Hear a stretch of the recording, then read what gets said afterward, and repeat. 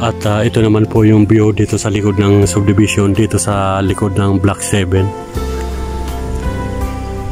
Yeah. Napakaganda pa dito sa likod guys, oh.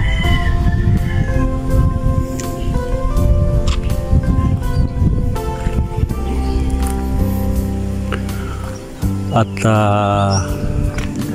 napakasarap guys yung may sariling bahay dito sa casa kaysa mangupahan. Kaya yung mga katulad natin na nangangarap na gusto magkabahay ay kumuha na po kayo dito sa casa. At least kayo po ay hindi na mangungupahan. Kumbaga yung tinatawag na rent to own. Nagbabayad man kayo ay para sa inyo naman. Hindi tulad ng nangungupahan ay minsan taon-taon tumataas ang bayad ng upa. At minsan ay masungit ang may-ari. Pero hindi naman lahat, kasi ako nga po ay 5 unit po ang paupahan natin. May 3 unit tayo sa Calamba at 2 up and down dito sa Santo Tomas sa casa. Ay hindi naman tayo mahigpit sa mga naupa.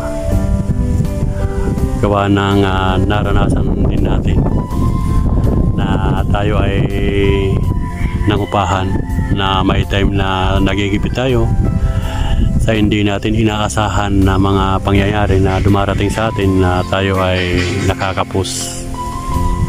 Kaya dapat maintindihan din natin ang mga umuupa. Kaya yung mga gusto magkabahay ay kuha na po kayo dito sa casa. Marami pong mga bakante pa ritong bahay na mga pasalo na mga nakikita ko. Kaysa mangupahan pa. At ito po yung pinakadulo ng Block 7. Ito yun ang bungad ng Block 7 yan. Ito sa likod naman sa dulo. Ayan. At ito po yung dito sa gilid.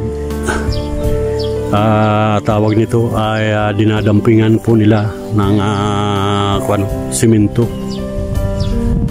Ilalagyan ng damping. Ayan.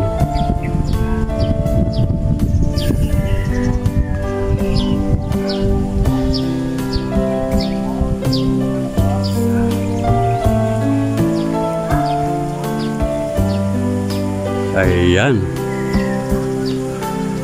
At yung mga ano po pala, yung nag-request sa akin sa Casa Extension ay nag-follow up po tayo sa security sa gate, sa main gate at saka doon sa Casa Extension kasi may guard house din doon. Talagang ayaw po nilang magpapasok. Papayagan daw po tayo pero sasaman tayo ng engineer. Kaya at sasamahan po tayo ng engineer. Ang ibig kong sabihin kung sa aking bahay po, pero pag hindi ko bahay tapos papasok ako ay hindi po tayo papayagan ng engineer. Papayag lang daw po siya yung engineer kung sa aking bahay tapos i-assist niya ako.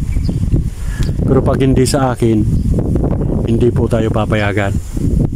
Ganun pa po kaigpit sa Casa Extension. Kaya hindi ko po sure kung kailan po sila talaga magpapapasok po talaga.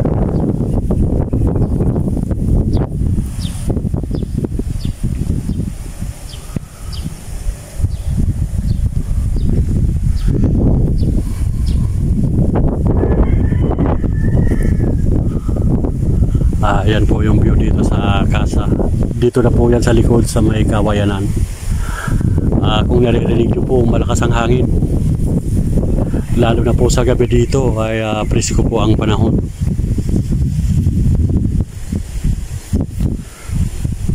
Okay, hanggang dito na lang muna ang ating vlog at pasensya na po yung mga nag-request na hindi ko po napuntahan at yung iba ay hindi ko po talaga sadyang mapupuntahan, gawa na yung iba po talaga ay hindi ko po alam yung lugar, medyo malayo po sa akin at short po tayo ng oras, kaya yung mga nag-request sa akin ay wag po sanang magtatampo na hindi ko po napagbigyan